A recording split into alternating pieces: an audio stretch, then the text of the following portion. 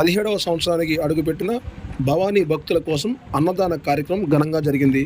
ప్రముఖ పారిశ్రామికవేత్త, విశ్వ హిందూ పరిషత్ నేషనల్ ట్రస్ట్ సభ్యుడు పుట్టగుంట వెంకట సతీష్ కుమార్ తన ఫ్యాక్టరీ ఆవరణంలో పూజా కార్యక్రమం నిర్వహించి భవానీ భక్తులకు అల్పాహారం, అన్నదానాన్ని ప్రారంభించారు.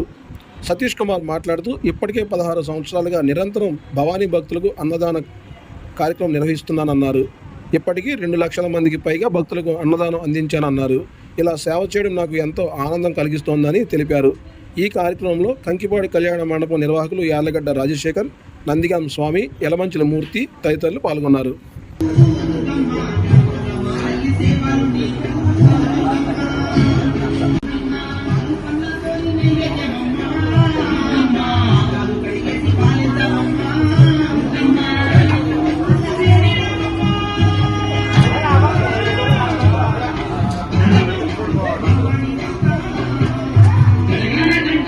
Thank you.